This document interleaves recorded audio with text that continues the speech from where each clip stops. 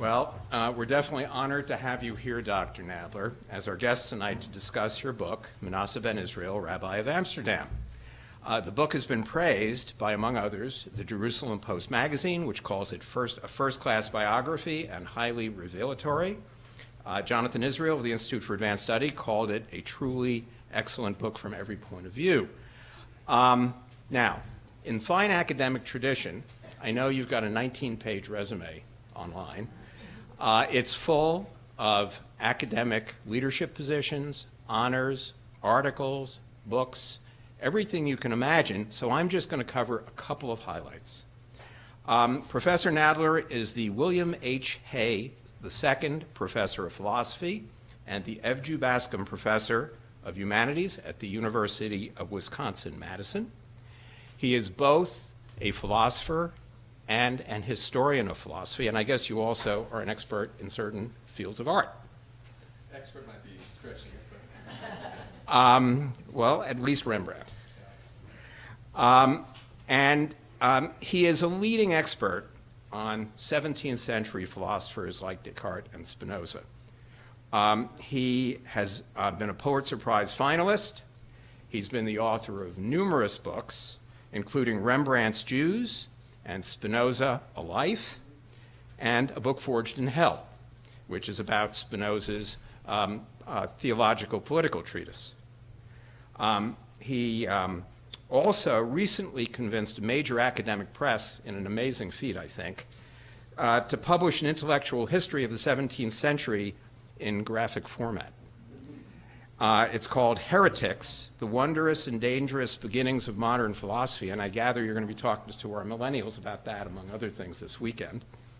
Your visit's especially timely, in my view, because much of your work involves how the world was transformed from a medieval one ruled by superstition and fear to a modern one ostensibly ruled by reason and facts.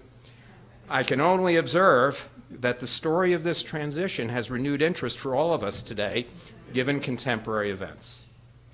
We're very pleased to have you here with us for several events this weekend and to kick off our learning tonight. It is my pleasure to introduce Dr. Steven Nadler. Thank you very much. It's a real pleasure to be here today, and thanks for coming out. For me, this is balmy weather coming from Wisconsin. I thought I'd begin by reading the opening passages from the book, which detailed the torture sessions of a certain individual who just happens to be Menasseh's father in Lisbon. As Gaspar Rodriguez Núñez sat in his cell waiting for his 4th session with the Lisbon Inquisition, he was in excruciating pain. His 3 previous stints on the rack and the hoist had seriously damaged his 39-year-old body. During the first round of torture, on August 28, 1656, Gaspar was stripped naked and bound with cords attached to his arms and legs. He was then given several twists on the rack across his body. According to the Inquisitioner's report, the defendant continually screamed for help. When he was commanded to confess his sins, and the sins would have been practicing Judaism in secret, because this family, like many families in Portugal at the time, were ostensibly Catholics, but forced to convert to Catholicism after generations of Judaism. And the Inquisition did not care if you were Jewish. It did care if you were a Christian who was practicing Judaism in secret, and that was the suspicion of this family. Gaspar defended his innocence. The torturer was directed to apply more pressure and was rather focused in his method. In view of his saying that he had nothing to say, a twist was added to the first one in the flesh of both arms. And since he said nothing, he was given another twist, in addition to the first, in the muscle of the right arm near the hand. This is from the Inquisition testimony. After given a month to reflect on his offenses and to heal somewhat, Gaspar was once again subjected to this cruel examination, despite the fact that the first torture, and this is a quote from the documents, the first torture had not been properly carried out because of the mishap which Gaspar seemed to have suffered. Apparently he had fainted and his limbs swelled up so that the session ended prematurely. Still, he confessed nothing. On the third occasion, the Inquisition was nothing if not persistent. On the third occasion, the inquisitors decided that hanging him by his arms tied behind his back might be a more effective technique than the rack. This time, Gaspar did indeed confess. He said that while he had been baptized as a child and lived outwardly as a Catholic for decades, he was a Jew and had believed in the law of Moses for the last 16 or 17 years. He admitted, that is, to being a Judaizing converso, one of many so-called new Christians who, raised in a family that several generations earlier had been forcibly converted from the Jewish to the Catholic faith, continued to practice their ancestral religion in secret. The Lisbon authorities were not satisfied with Gaspar's confession. It seems he had not named enough names. And so yet another torture session was scheduled for early February 1597. It was now almost 4 years since Gaspar's arrest, and he was a broken man, both mentally and physically. Gaspar told his examiners that his arms were in a bad way and that he would not be able to withstand further torture. According to the physician who examined him before the next round, and this is a quote from the physician in the documents, Gaspar was not fit for having his hands brought behind his back for tying, because during the hoisting torture some time ago, his right shoulder was dislocated and was reset in a plaster, which is still on him. In light of this, the members of the Holy Tribunal decided that this was enough. Gaspar Rodriguez Nunez, maimed in his right arm and hand and his body covered with lesions, was released from prison on February 27th. He was ordered to appear in auto da fe, that is an act of faith, a confessional event, where he would be reconciled with the church.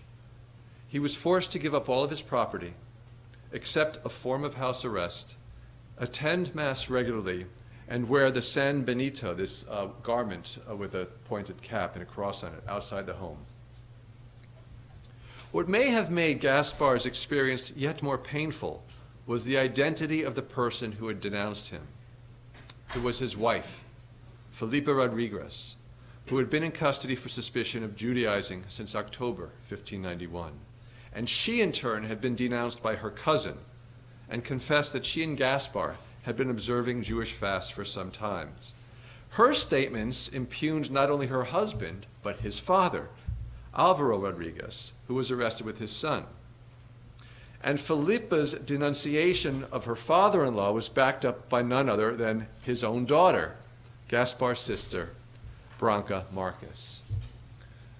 It's a sad story, and just a few years later, it was clear that the Inquisition was once again interested in this family. And rather than take their chances again in prison and on the torturer's rack, Gaspar and his family decided they'd be best off leaving Portugal altogether.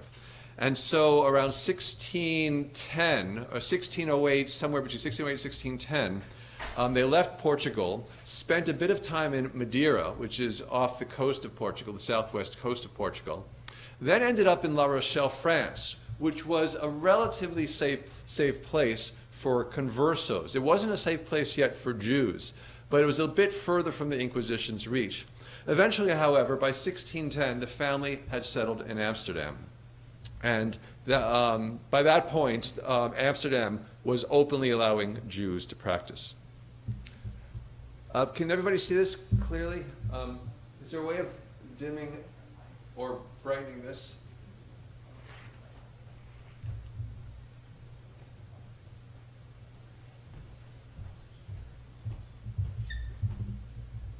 This is not Menasseh. This is an etching by Rembrandt. Okay, thanks. This is an etching by Rembrandt, which for a long time was believed, or at least claimed to be, a portrait of Menasseh, but it's not. So, this is not Menasseh either. This is a painting by Robert Flink, who was a student of Rembrandt's. And this too had been believed for a long time to be a portrait of Menasseh, but we now know that it's not. It's an unknown sitter. This is Menasseh. It's a portrait done by a Jewish artist in Amsterdam named Salim Italia as a frontispiece for one of Manasseh's books. There's some dispute about where Menasseh was born. I'm certain, based on things he says and some other evidence, that he was born in Lisbon, even though he at some point says he was born in Madeira. But I think all the evidence points to the fact that he was born in Lisbon in 1604. The family settled in Amsterdam, and that blue arrow indicates, as far as we know, where Manasseh's family's house was and where he lived for the rest of his life as long as he was in Amsterdam. That main street running parallel to the blue arrow is now called the Jodebreestraat, the Jews' Broad Street. In the early 17th century, and maybe even the final years of the 16th century, a significant number of Portuguese merchants, that's what they call themselves, Portuguese merchants, settled in Amsterdam. They fled both from Portugal and Spain directly, fleeing usually around the Mediterranean, settling in Italy, in Venice, in Salonika, in Hamburg, but also in Antwerp. In Antwerp, you were not allowed to practice Judaism, but again, even though it was within the Spanish dominion, the Inquisition's power in Antwerp was not as effective as it was in Spain and Portugal. And so these Portuguese merchants, these new Christians, were able to carry out their business relatively unmolested in Antwerp. But by the end of the 16th century and the beginning of the 17th century, Amsterdam became the place to carry out your mercantile business, especially as the Netherlands gained its independence from Spain.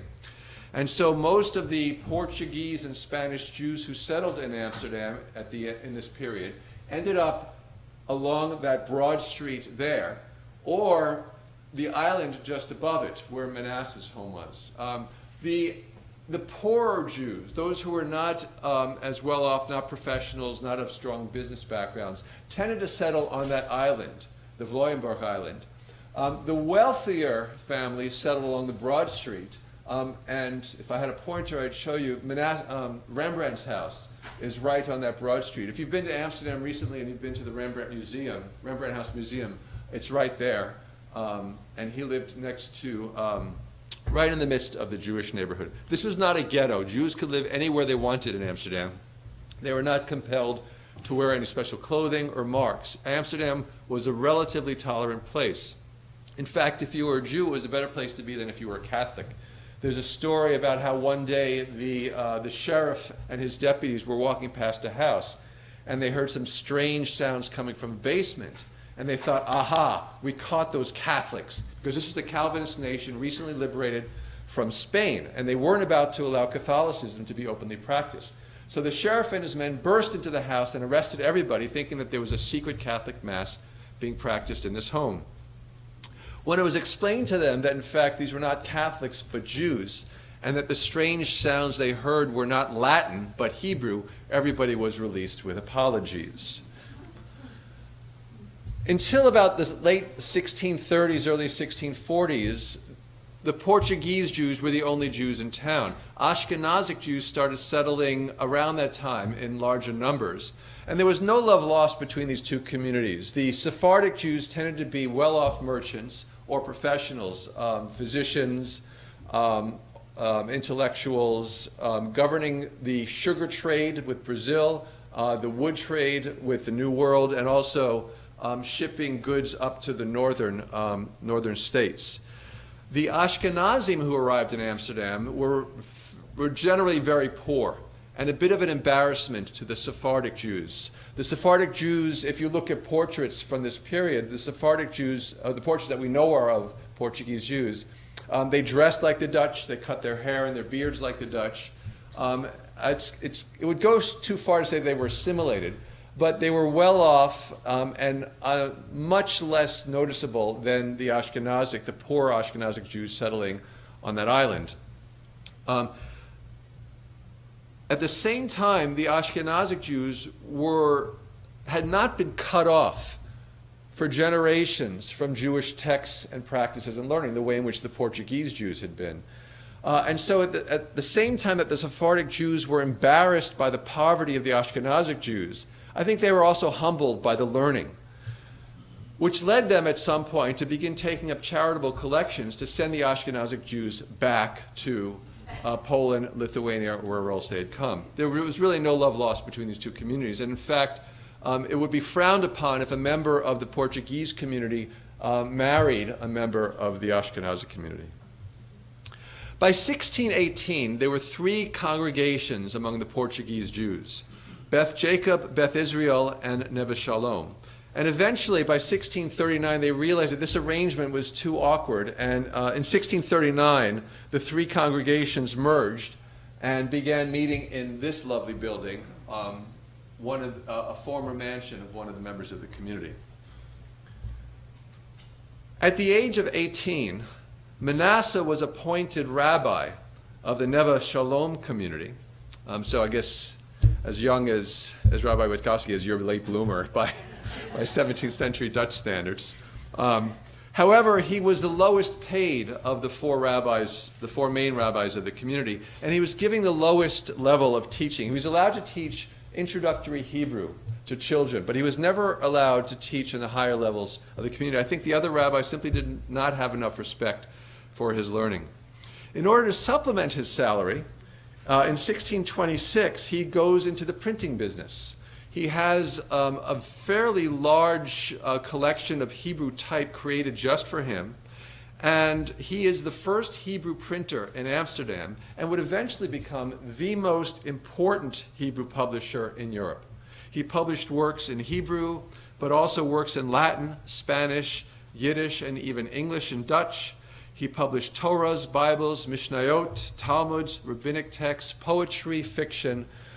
Because of Menasseh, Amsterdam was the center of Jewish publishing in Europe in the 17th century, while Amsterdam itself became the center of literary publishing generally. Things that couldn't get published elsewhere because of censorship, say in London or Paris, could get published in Amsterdam, although sometimes if you wanted to be cautious, you would not put your name on the cover, neither the publisher's name or even the city's name. Manasseh's own writings made him the go-to person for all things Jewish. And to the Gentile world, Menasseh was the rabbi, a consultant for anybody who wanted to know what was the Jewish view on this or that topic. This is a letter from Menasseh, and there you see his signature. Yeah, he had beautiful, although I should say he had beautiful handwriting, but we don't know. This is probably a clean copy. It may have been cleaned up by a scribe, by one of his sons, or it's probably his own handwriting. And this is his letter to Isaac Vossius, one of the leading intellectuals of the period. Menasseh took it upon himself to explain Jewish matters, whether we're talking about historical matters, biblical matters, or theological matters, to Gentiles who would write to him and ask him, what is the Jewish view on this or that topic? So, for example, at one point he received an inquiry, what do Jews believe about how much control a person has on how long their life will be? A rigid Calvinist would say you have no control whatsoever. God has predestined everybody to their fate. There is no free will, and the term of your life, this is the phrase that was used, the term of your life was set by God. But then they asked Menasseh, well, what do the Jews think about this?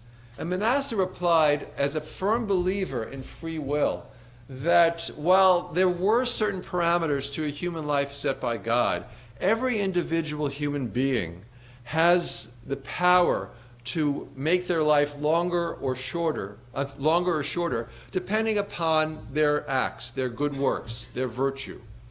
You could take advantage of the kind of aid that God provides us through nature and make your life longer, or through a life of vicious activity, you could ensure that your life would end sooner than perhaps its natural course would be.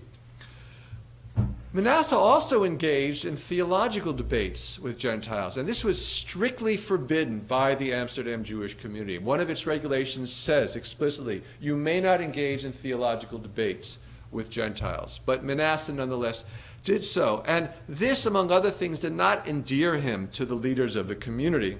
And as we'll see in a little bit, it earned him a cherem, or an excommunication, at a certain period. Here's the title page of perhaps his most famous work, the Conciliador. This was a 4-volume treatise composed over 20 years. And his project here was to reconcile every single inconsistency in the Hebrew Bible. Every single contradiction. So, for example, you have the creation story. One says God created the heavens and the earth. But in another passage it said God created the earth and the heavens. Which came first? Menasseh decided, using Talmudic sources, Kabbalistic sources, philosophical sources, and other theological writings, he decided he was able to reconcile these two, referring both to the opinion of Shammai, the opinion of Hillel. Then we had the problem of whether man and woman were created at the same time, or was man created first and woman created from man? And he took it upon himself to reconcile that contradiction. And this goes on for four volumes. He wrote works on the immortality of the soul. He argued that the human soul is not made up of matter, but a very fine spiritual substance. And so when the human body dies and decays, the soul is released and will enjoy a disembodied immortality. He wrote a work defending the rabbinic doctrine of the resurrection of the dead. He wrote a book called 36 Problems About Creation. How did creation take place? When were the angels created? When were the demons created? What's the role of the demons in the world? He wrote a treatise defending his view on free will. In general, he was writing both for Jewish audiences. One of his works is a thesaurus of customs for new Portuguese Jews, that is, people who are unfamiliar with normative Jewish practice and having recently arrived from Portugal or Spain or elsewhere, needed some kind of guide as to how to lead a normative Jewish life. And this is a long treatise with a final section on dietary customs, the proper behavior of a Jewish woman in the home, hoping to become not just a philosophical theologian, but a practical consultant for the Jewish home in Amsterdam. At the same time, writing for Gentiles, he sought a kind of ecumenical co-understanding without giving up too much. He seems to have known what the limits were. So in a Calvinist country, if you're going to write a book defending an absolute freedom of the will, you have to be very careful, because the Dutch Reformed Church did not believe in freedom of the will. And this kind of thing brought him a good deal of trouble from within the community. Even though the Netherlands was not about to make the same mistake that Spain had made in 1492 and expelled its Jews, the Netherlands knew that these Portuguese merchants made too important a contribution to their economy. They were not going to expel them. And yet, at the same time, you see a very clear sense of insecurity among the Portuguese Jews, even as late as the 1670s. In their regulations, you see them making sure that the Purim celebrations are not too loud and ostentatious, and that maybe the wedding parties should tone it down a bit and take it inside. They were very conscious about how the Dutch were perceiving them. And I think this also may have played a role in such events as the excommunication of Spinoza, which may have been the Portuguese Jews' way of saying to the Dutch, hey, don't worry about us, we can keep our house clean, we're not going to be a haven for heretics. What really mattered to Menasseh? Well, for one thing, if you look at his more philosophical treatises, he defended, and this is part of his ecumenical project, he defended the universality of God's salvation to all virtuous people, not just Jews. God's providence extended to all individuals, whatever their faith may be, as long as they led a virtuous life. He also emphasized human responsibility through free will for an individual's own fate. If you're going to earn a reward in the world to come, it's up to you to do so. There is no predestiny. He also was deeply committed to a strong messianic vision. There was going to come a fifth kingdom brought in by the Messiah. The fifth kingdom, the messianic era, for Menasseh at least, is this world. It's not some other world. And here he seems to agree with Maimonides, that the Messianic era is going to be a kingdom, the regathering of the Jews under their own sovereignty, under a Jewish king, in this world, an era of peace and harmony. He was also devoted not just to educating former conversos in Judaism, but to educating Gentiles about trying to dispel the various myths and prejudices and superstitions about the Jews. Now, in tandem with that, Menasseh himself was given to various superstitious beliefs. I wouldn't call him a rationalist. Despite the fact that he was very well trained in Maimonidean philosophy, he used philosophical and logical argumentation. Menasseh himself was a messianist. He believed deeply in the coming of the Messiah. And in fact, certain events in the 1650s led him to believe that that was going to happen very soon. A man named Montezino came to Amsterdam from recent travels in South America and claims to have found one of the lost tribes of Israel. Now, there were rumors in this period that, in fact, the native peoples of the New World were the lost tribes, all of them. Montezino didn't claim that. He did claim, though, that he came across his travels in Brazil, in what's now Colombia. He came across a tribe that spoke Hebrew and claimed to be descendants of the tribe of Reuben. And this sent Menasseh into a kind of messianic frenzy. He realized that if this is the case, then we're almost at the point where the prophecy that the Messiah will come when the Jews have been scattered to all ends of the earth. If Jews are everywhere, it must be that the Messiah is near. However, there's still one country, and I don't know why he focused on this one country because there were several countries, but there was still one country where the Jews were legally forbidden, England. And so in 1655, Menasseh took on his largest and final, sadly, his final project of his life, which is to work for the readmission of the Jews to England. He went over to England in 1656 after having sent his son over there ahead of time to scope out things. He met with Cromwell and, in fact, claimed that Cromwell himself had invited him. And Cromwell, we believe, was very sympathetic to readmitting the Jews. Menasseh made both theological and economic arguments. The theological argument, which really didn't interest Cromwell very much, was the forecoming of the Messiah. But the economic argument, Menasseh pointed to the fact that every country that allowed the Jews to settle reaped economic rewards. Cromwell was persuaded, but unfortunately Parliament was not. And the Whitehall Conference, which Cromwell convened to consider the issue, ended without making a final decision. And Menasseh was crushed by what he saw as the failure of this. What devastated him even more is that while he was in England, his son died. And so he took his son back across the channel to the Netherlands, buried his son, and a few weeks later, he died himself. I would say his life, earlier somebody asked me, was he a likable fellow? I think likable might not be the right word, especially if you were a leader of the Portuguese Jews of Amsterdam. He was trouble. He was insubordinate. At one point, he resented the way the leaders of the community had treated his brother-in-law. They thought that they treated him disrespectfully. And so he started haranguing them, and they said, "Be quiet," and that just incited him more. He followed them out, and they said, "If you don't shut up, we're going to put you under cherem," which is a kind of ostracism or excommunication.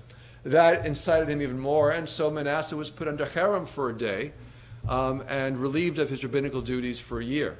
He was also frequently engaged in fights with one of the other, not physical fights, liturgical fights with one of the other rabbis, the chief rabbi, Saul Levi Mortera.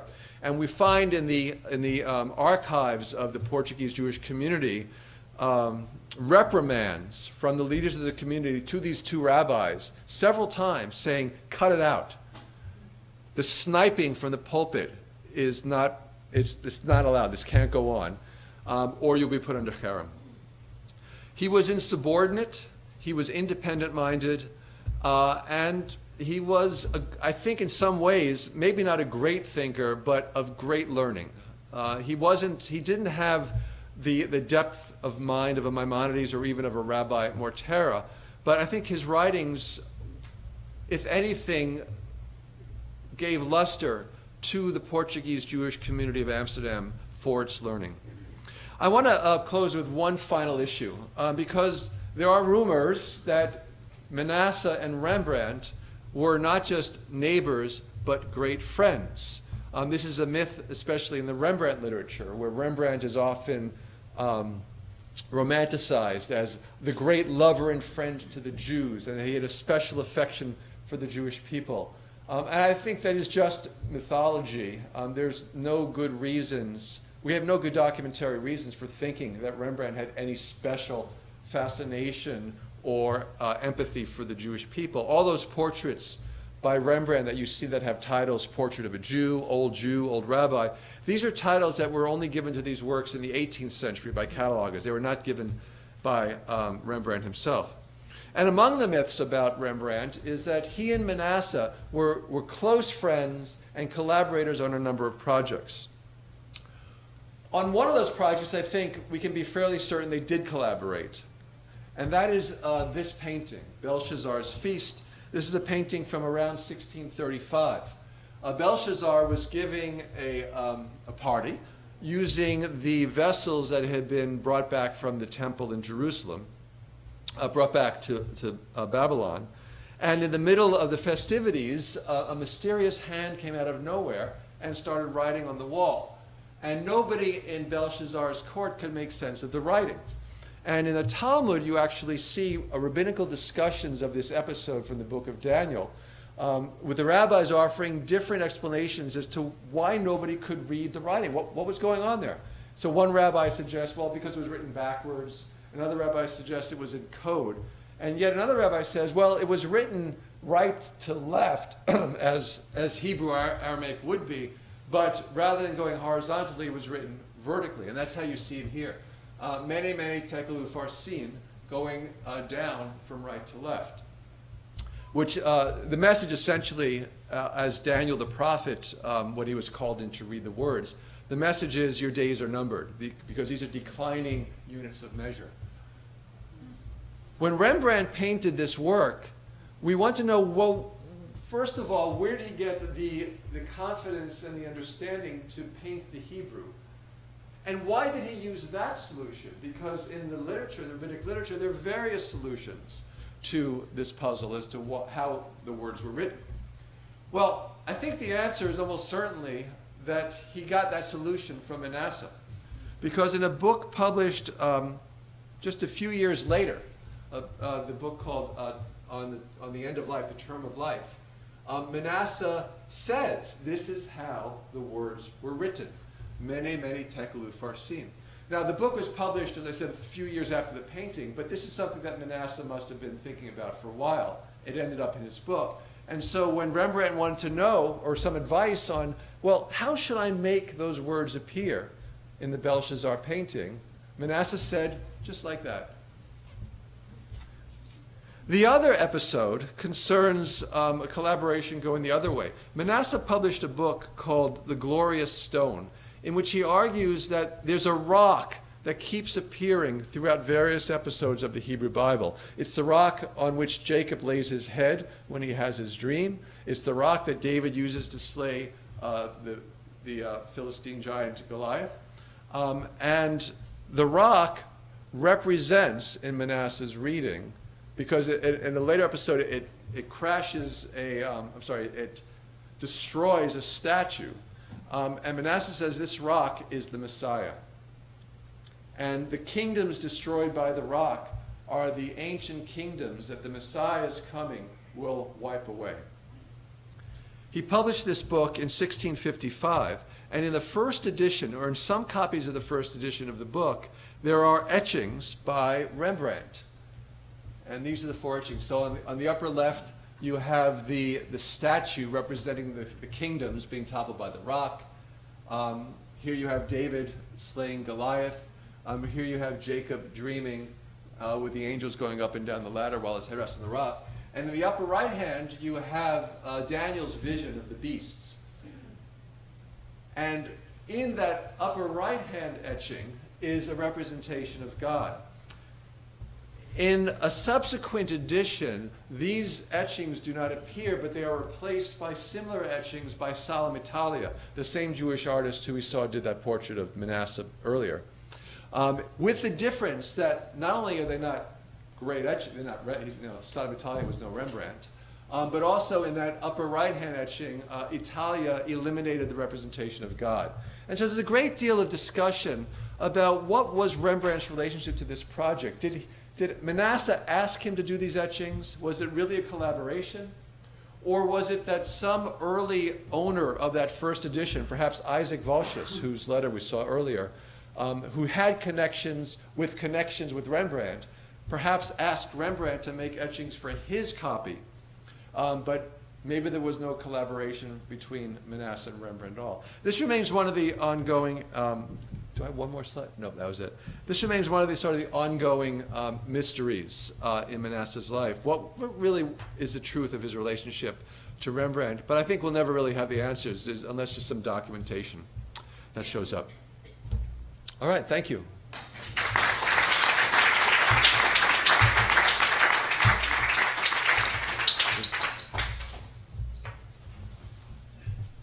Thank you so much.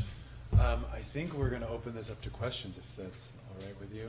Yeah. All right, we have some from the live stream. They've already come in. It's like I'm on a radio show. Call us. I know. Call in. It's 555-3. So we're going to ask one of the ones from our global community while people here have a chance to think about questions they want. So this is from, we have names. This is nice. We have from Leo.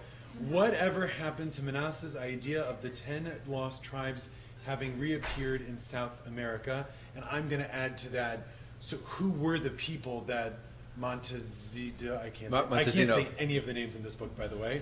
Menasseh, I can say. The rest, I can't. Who were the people that he met? And, like, do we know who these people on the other side of the river that spoke Hebrew? Or was that all a fabrication just to buy drinks in Amsterdam? All right, so what happened to this idea, and who are those people? We don't know who those people were. The only evidence we have is Montezino's report. There's really no good reason to distrust it. Menasseh did not think, contrary to some of his English correspondence, he did not think that these were the 10 lost tribes. He thinks the most likely explanation is that the tribe that Montezino came across, these descendants of the tribe of Reuben, actually came from islands in the South China Sea. So I guess if you wanted to plot some kind of transit there, moving eastward slowly, and at some point perhaps a land bridge between South America and these islands or Southeast Asia allowed these people to end up in New Spain. What happened to them? Who knows? We do know that the Messiah did not arrive in 1656. The Messiah did come in 1666, but then converted to Islam. That's not a joke. In 1666, Sabbatai Tzvi proclaimed himself the Messiah. This caused an enormous uproar in Europe, and the Amsterdam Portuguese community especially was taken with this frenzy. People were selling their homes, selling their businesses, and all moving to Jerusalem. And then the Messiah was captured by the Islamic rulers of the land and forced to convert. We'll go question here, question from the live stream. We'll go back and forth. What made Menasseh so famous, or he was noted as the most important Jew in Amsterdam, and I think in the book it was mentioned some English visitors came and came to him and not to the more important rabbis of the time. Was it his writings, or his books, or just by word of mouth they said this is the man to see? He's open to discussion with the non-Jewish world. I think it's all of those things. First of all, when you own your own printing press, you have a bit of an advantage. And he wrote more, as far as I know, he wrote more than any other rabbi of the period, any of the other Amsterdam rabbis. He wrote a lot. In fact, if you want to go on, I can direct you online, and a lot of his texts are online. And he wrote in Spanish, he wrote in Portuguese, he wrote in Dutch, he wrote in English. And so his writings, but also the fame that he brought himself into the community through his publishing business. I also think he must have been a fairly charismatic individual. My great regret is that he was not in Amsterdam. Maybe this is Spinoza's regret too, that he was not in Amsterdam when the excommunication of Spinoza took place. This is something I'm going to talk about tomorrow night, the excommunication of Spinoza. We don't know what he thought about this, but having himself chafed under the authority of the leaders of the community and having received his own cherem, he probably was, I don't think you can say Spinoza was his student, but he was probably not very happy with the way in which the leaders of the community wielded this very harsh form of punishment. We're gonna go to one from the live stream because you're international, by the way. Well. This is from Martin in Jerusalem. Martin, I'm going to try to paraphrase your. I don't know how you got that onto Twitter. It was a lot of words, but so Martin asked basically about how if Menasseh ben Israel comes from a family of conversos and part of this long sort of generation of new Christians, where does his Jewish knowledge come from? That's a great question, because we don't. I think we know that his family, while in Portugal, was a Judaizing family. In this case, the Inquisition's suspicions were correct, and they fled. We don't know what kind of Judaism, especially this family, practiced in Portugal and Madeira and La Rochelle. But it doesn't really matter, because when they got to Amsterdam, Menasseh was 6 years old, and he studied under Isaac Uziel, who was at that point the chief rabbi of the congregation that his family belonged to, the Beth Jacob congregation. I think it was Beth Jacob, I don't remember. And Uziel was a learned. The community, because it was a new community of former conversos, they had to bring in rabbis from elsewhere. Rabbis from Fez in Morocco, from Salonika. Rabbi Mortera came from Venice. And these were learned educators. And Menasseh got a superb education from Isaac Uziel. Uziel had a reputation for being stern and sometimes a little bit cruel. But that's where Menasseh got it.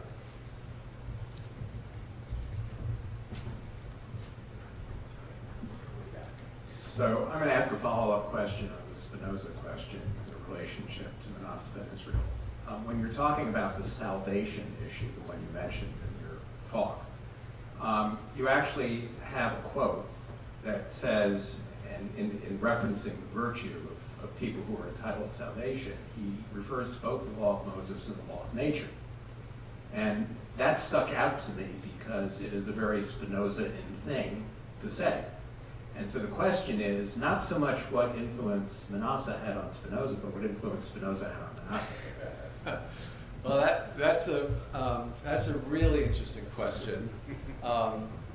I think if I had to answer that, so here's my speculation.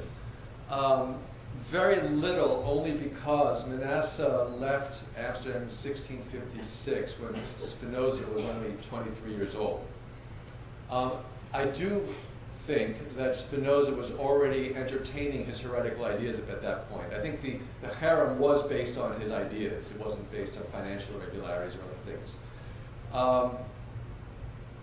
When Menasseh speaks of the law of Moses and the law of nature, unlike Spinoza, he does not identify them. He thinks that the law of Moses does have a rational basis, but unlike Spinoza, Spinoza doesn't identify them in the sense that the laws of Moses, that is the ceremonial laws, for Spinoza, these are superstitious rituals invented for a very specific historical period and political purpose. The law of nature is discovered by reason. Menasseh would agree with that. I don't think, despite the myths that Menasseh himself, given his somewhat free-thinking ways, The myth is that Menasseh was an important influence on Spinoza. I don't think that's the case at all. I think because of Manasseh's messianism, the touch of Kabbalism that you often find in his works, because of his devotion to a robust doctrine of immortality and a strong doctrine of free will, on these matters, Menasseh and Spinoza are diametrically opposites. I hesitate to say that Spinoza did really, it's an interesting question, but I'm not going to commit myself on that one. But let me just say one thing. The culprit here, I think the culprit that, if you want to bring Menasseh and Spinoza together, the culprit is Amsterdam. This cosmopolitan, philosophically, theologically rich city that tolerated all these ideas and all these publications. I just want to ask you about the historiography of what you're saying. My understanding is that when you talked about fear, the Grotius who first suggested, along with another person, that the Jews be allowed in, was relatively promptly exiled, and a number of the other quote-unquote freer, more tolerant thinkers were as well. It's also the case that the Dutch law formally discriminated against Jews until 1796, and no other religion, including Judaism, was allowed to have any place establishment for worship until then, although the exception was made for the wealthy communities. Nobody quite has been able to explain to me how that occurred, but it was not within the bounds of Dutch law at the time until 1796. What do you mean, except for Jews? No, none of them. What your example of the Catholics was right. They discriminated harshly against Methodists and all kinds of other people. Right, but the Jews were allowed to build their synagogues. They were, but it was not within law. It was typical Dutch. It was an arrangement that somehow happened because of their financial power, as you described it, Okay. with the community sugar trade and other trades that they were very well placed in and were very important. But I think that the fear element, we know that the highest percentage of loss in Europe in the Holocaust was in Holland because the level of anti-Semitism and collaboration is 92% loss. And so I think that you have to be clear on the historiography that there was real fear and there were real things that were happening, not just the exiles of Grotius and other people, but there were periodic, each state was a different ruler, had different views, and very often they came down very harshly. It was a very much catch as catch can We're going to remind you to just ask the question. No, that's absolutely right. Amsterdam was Amsterdam and Utrecht was Utrecht. And what might be allowed in one province or one city would not necessarily be allowed in another. Moreover, the waters of Dutch politics were always shifting. 1650 to 1672 was a period of the true freedom. And the more liberal regions were able to sort of ignore, at least put off the more intolerant elements of the Dutch Reformed Church. So yeah, I think you're absolutely right. I do think, though, however, in Amsterdam, despite the fact that emancipation didn't come till the French invasion, the formal recognition, formal allowance of Jewish worship came in the 17th century in Amsterdam. Yeah, only in exceptional cases, not within law. All right. I'm curious about your access to the Inquisition documentation, so that you actually found Gaspard's experience. Did they keep records? Did you have that, or was that something anecdotal out of Menasseh's? They kept very good records. I mean, this is the Inquisition. There are 100+ years. So did they? Well, the relevant records for my case, for Menasseh's case, have all been transcribed. I wasn't going through Inquisitional archives. I don't have paleographical skills, so I would not be able to read 17th century Hispanic literature, handwritten literature. So all the relevant documents, if not published, have been transcribed, and they're accessible. And a lot of stuff is accessible online. The Portuguese Jewish archives in the municipal archives of Amsterdam are, well, a lot of them are online, and more is being put online. Notary records, and a lot of what we know about Menasseh's business practices we have from notary documents of the period. I'm going to take a question if that's okay with everybody. And then we also have another one from Twitter here. So it feels like you set up, in many ways, Menasseh's, I mean, the title of his book is like the conciliatory, and that seems to be the narrative I don't want to put words in your mouth, but that you seem to be showing is that this great trauma that happened to his family, he then spends his entire life, Menasseh does, trying to bring these two sides together. Right? He just seems very much against conflict. You know? Verses can't disagree, religions can't disagree, everybody's it's gonna be okay, right? There seems to be this almost frenetic desire to end conflict. Am I reading that right in what you're trying to say? Do we have that explicitly from him, or do we have to infer it from the nature of his works? There are passages in which he says, speaking to a Gentile correspondent, that your religion and my religion are not that far apart. And there was a Gentile correspondent and a friend of his, who wrote a poem and took things even a little bit too far and was punished for that, arguing that Jews and Christians worship they're equal in God's eyes. My original subtitle for the book was The Conciliator, and the press didn't like that. My second original title was The Most Famous Jew in the World. The press didn't like that. So we went with Rabbi of Amsterdam, which is true. But, not a blockbuster subtitle. We're gonna take our last one from Twitter. Was Menasseh actually a Kabbalist? What part of his thinking may be attributed to his Kabbalistic view? So he was not as much of a Kabbalist as one of the other rabbis in the community, Isaac Abab de Fonseca, whose Kabbalistic writings are not just...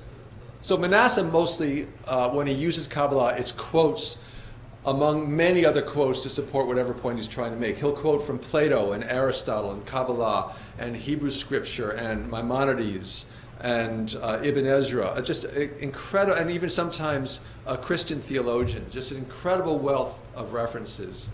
And so what we can say is that he was familiar with Kabbalah. I have not found a Kabbalistic text in which we have an analysis of the Sefirot and an application of Kabbalah to, let's say, the fate of human beings or the nature of the cosmos. So I wouldn't say he's an original and deep Kabbalistic thinker. He seems to have been very familiar with Kabbalistic texts, a limited number of them, but certainly not at the level of somebody like Rabbi Abouab was. So I have another, which is about dedications. I didn't know this, so it seems like to whom Menasseh ben Israel dedicated a book was a way of, I think of a book dedication as a thanking someone that's already done something nice for you, and he seemed to be using them as ways to try to curry favors in the future. Was that a common practice of the day, or is this an innovation or desperation move by Menasseh? It was a common practice of the day. So at one point he dedicated a book to the theologians of Leiden, hoping it would earn him their favor, but in fact it just pissed them off. Descartes, for example, dedicates his meditations to the theologians of the Sorbonne, hoping to get them to approve the text. And for a long time we thought that in fact they didn't approve it, but recently, well, in the last 10 years or so, it was discovered that in fact that the Sorbonne did approve Descartes. So sometimes it's effective, sometimes it works against you. It may be that the Leiden theologians did not want to be associated with this project and resented having their name put on it.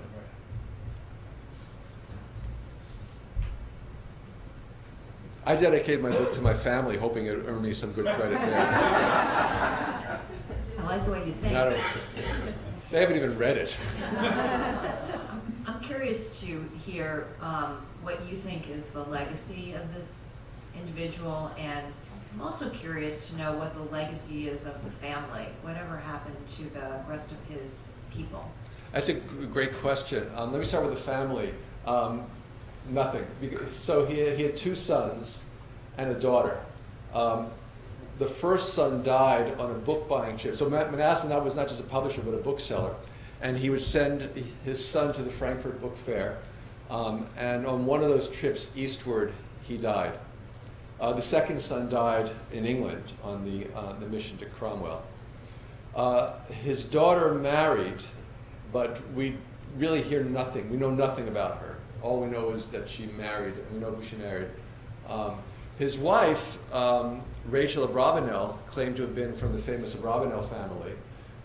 And when Menasseh himself died, she was living in such poverty that she made several attempts, writing to England, either directly or through emissaries, to try to get some of the money that she felt Cromwell owed her husband.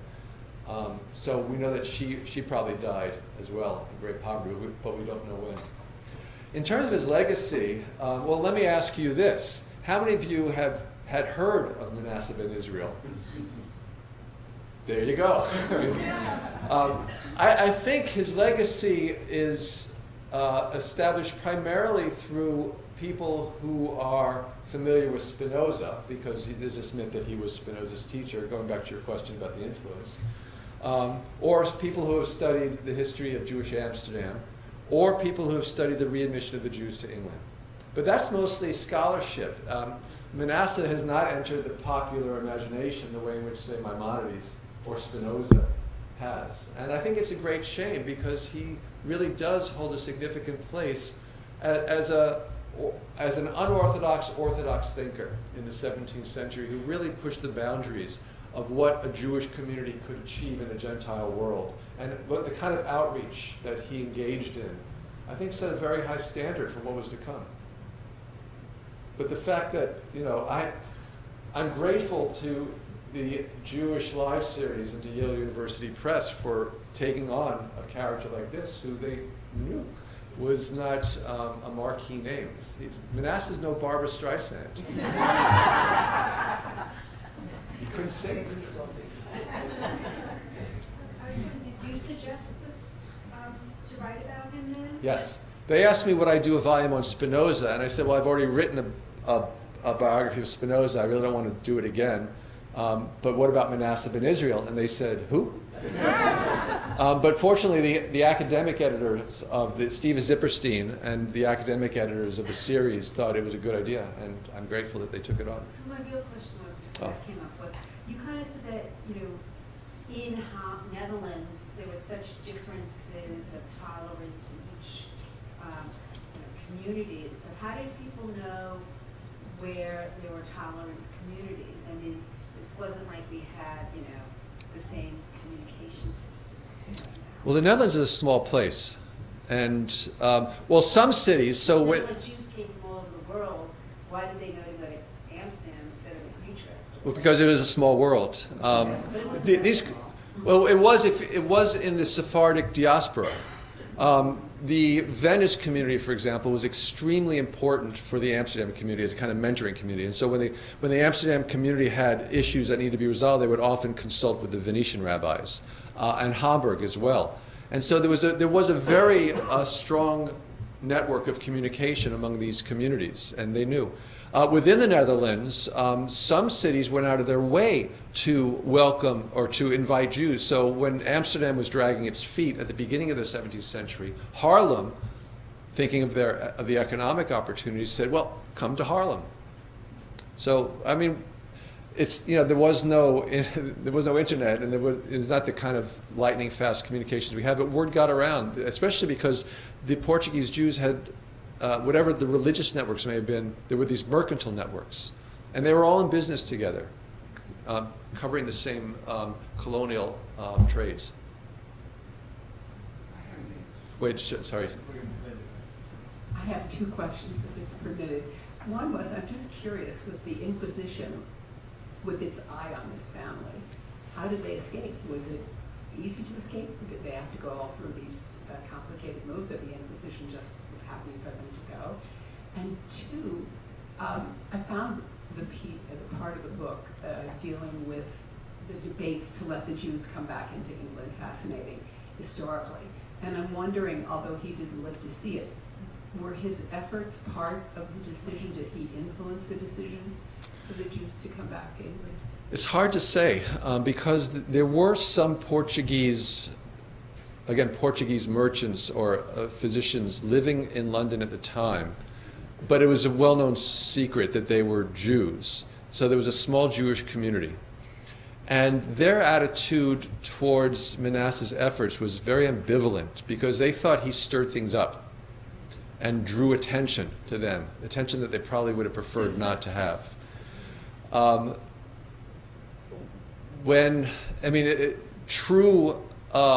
True admission was a long time coming. It was several decades later. And you don't see a lot of, as far as I know, you don't see a lot of gratitude expressed towards Menasseh for what he may have done. But I think the role he played is undeniably important. How did they leave Portugal? So we don't know exactly when they did.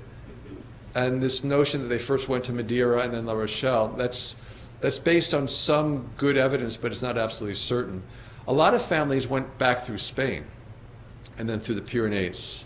But as far as I know, the difference between Spain and Portugal, in 1492, Spain said, convert or leave. Portugal said, and then a lot of them went to Portugal. And then when Portugal in 1496 laid down their law, they said, convert or leave, but you can't leave. And so it was much more difficult to leave Portugal than Spain. But the mechanisms for leaving, I'm afraid I don't know that much about it. I'm a descendant of the Sephardic community in London. My grandfather and father emigrated to America from the Sephardic community. What's your last name? That's a long story. Oh. Cats. They bought a passport they couldn't get to America. Oh, yeah. I'm an illegal immigrant, so I sympathize with all those that are trying, the dreamers. In any event, my first synagogue here was a Spanish-Portuguese synagogue. I was brought to the synagogue by my grandfather right here in New York. It was very interesting to me that the Jewish community was restarted under Cromwell, who was very sympathetic, as you mentioned. But wasn't there, after Cromwell, wasn't there a counter-revolution? And what happened to the Jews? How did they fare? It's beyond the books that you mentioned, but I'm just interested to see if they were persecuted after Cromwell's departure. So Cromwell's first successor was Richard, his son, who I don't think was as favorable towards Jewish readmission as his father was. Parliament, and again, I'm not an expert on this phase of British history, but because Parliament under Cromwell were the ones who were resistant to Jewish readmission, then when the reestablishment of the king, Charles II, was more favorable. But I've had a lot of trouble pinpointing the exact year that readmission became formal. You see different things said by different scholars. But I do know that Charles was more favorable, but I couldn't tell you the exact year that readmission became formal. Maybe somebody in this room knows. Yeah. You mean like 1858, like that? So yeah. 1858 was where there was formal. That's what, but there was in the 17th century, about 10 years after the Whitehall Conference failed, there was a more tacit agreement in the I thought it was in the 1660s. In the book, you say that when Charles II comes in, he has a sort of not full acceptance, but a kind of Wink and a nod. yeah, Yeah. So I have one last question before we say good night, and it's also a plug for many of the different things that are going on. See you tomorrow night for dinner and to talk about Spinoza. See you on Saturday to talk about the book about heretics. Also at the Met right now is a Dutch Impressionist exhibit. Not Impressionist. Not Impressionist. The Dutch paintings. Dutch paintings, sorry, excuse me. I just go with, whatever. It's a great exhibit. I remember when I walked by. You had an impression of it. So. I had an impression of it, nice. I make the jokes here. I'm sorry.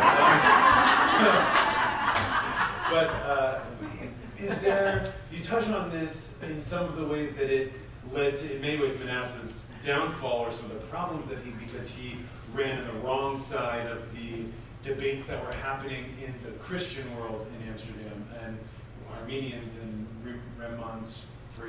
Remonstrance. Thank you. And that, to what extent were those debates influencing the debates of the Jewish world in the way that Menasseh was interacting with the other rabbis of his community?